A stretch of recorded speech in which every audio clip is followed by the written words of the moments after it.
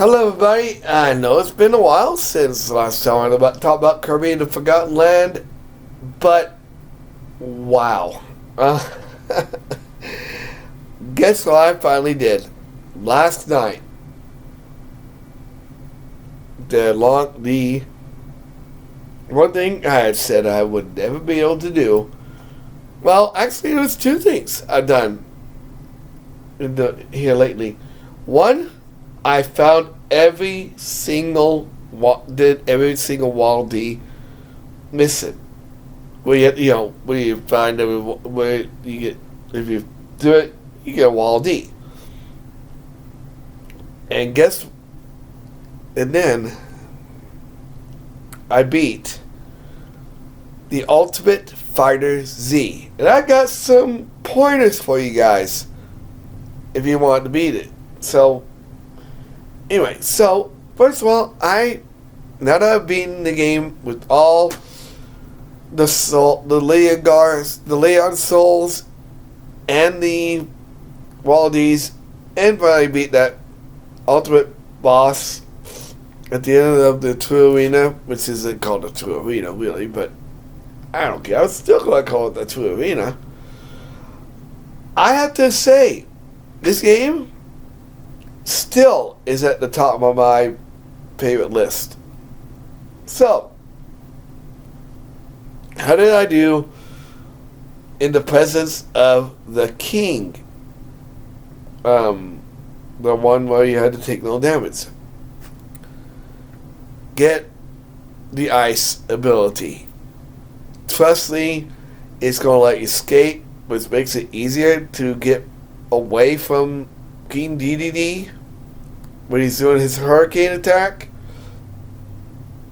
and then use it. And when he's standing there, just keep blowing ice on him. Now, on to the one thing I wanted to talk about. First of all, so you want to know how to beat the Ultimate Fighter Z Cup in this game. You're going to need 4 things. Okay, 4. No, actually 5. 5 things. You'll need to need the upgraded fire ability. Trust me, get to Dragon Fire. It'll help you big time. And then get completely upgraded to where it has a star on the end of it. It'll help you.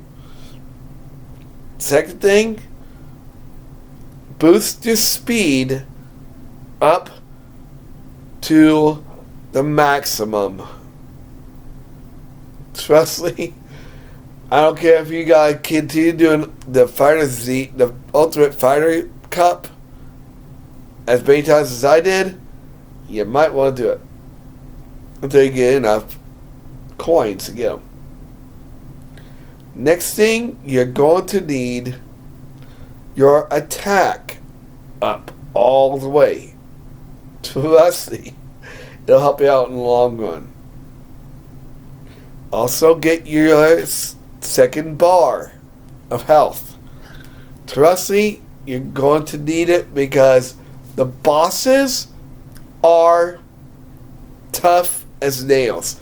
These are the illusionary, or as they call them, the phantom bosses, which you fought in the Fogo Isles.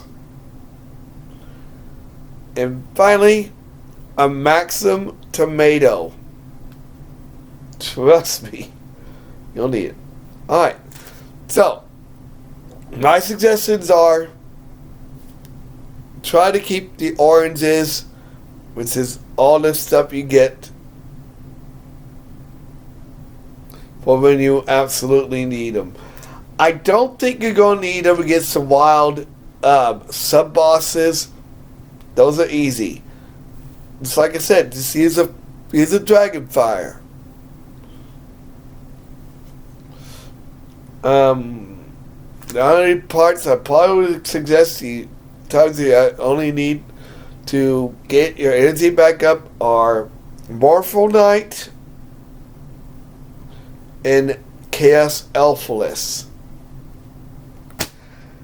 And this is where it gets tricky.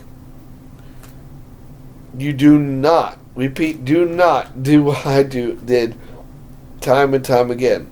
Whatever you do not lose your Dragon Fire at all. I lost it by not swallowing it when I was hit enough times where Kirby lost the ability. Or the boss bell would progress and I got hit and I lost it. Like with the Silly Dillo boss. Silly Dillo has 3 phases. And and after the first phase, you get hit. If you get hit and you lose that Dragon Fire, it's gone for good. Now, here is the last thing I want to tell you about. Don't use your Maximum Tomato until you have gotten to Chaos Elphalus. And try to not use it during its first phase. If you have to, you go ahead. If your first energy bar is almost completely depleted, like it is a little sliver of it, use it. Because after you've basically did what you did with Elphalus, when freeing Elphalin from his clutches, it goes into soul mode. Yes, this is the soul version. And use Dragon Fire's in the air ability. Trust me, that thing will help. I was just in awe. So, again, if you guys really want to beat this game, by the way, this is an all spoilers video, so if you guys didn't want to see the spoilers, I'm going to leave a warning on there, because I don't want you guys to get too spoiled. But I'm telling you, this game is worth it to get 100, but get all the Waldies, you get statues for getting all the Waldies. Statues of him and Elflin. That's awesome.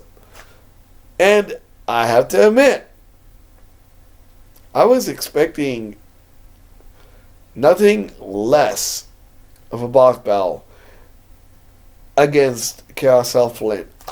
Chaos Elflin. I was like, okay, I'm going to try this again. I'm going to upgrade my powers. Oh, and here's another thing. And this comes from another YouTuber that found this out. Both versions of Elphalus has a shadow.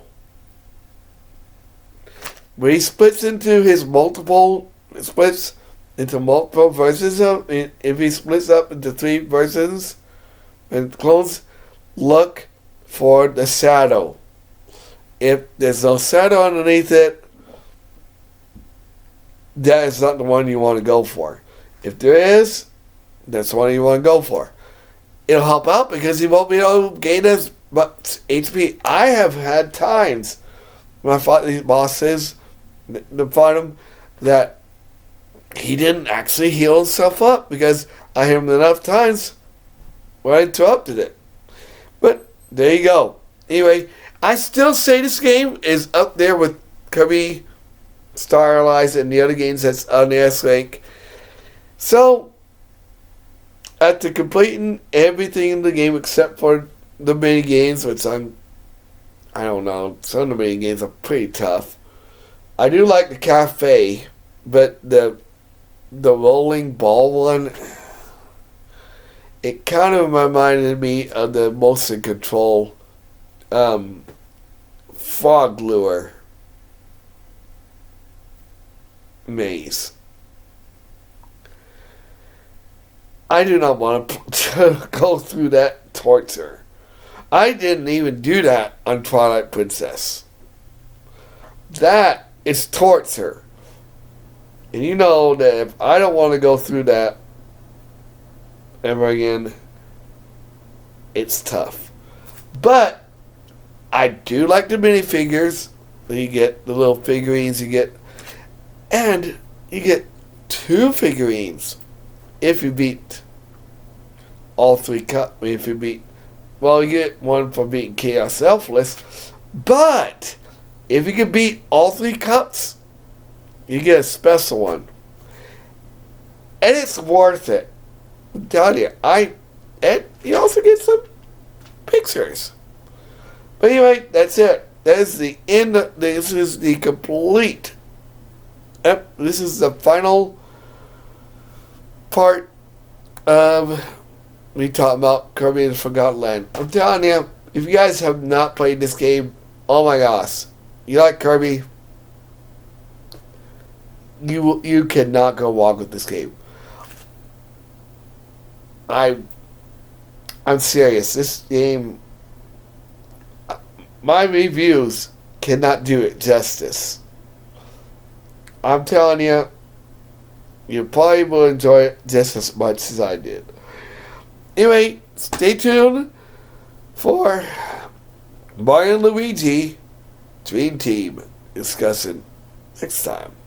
Like, comment, subscribe, share. I'll see you guys in the next video.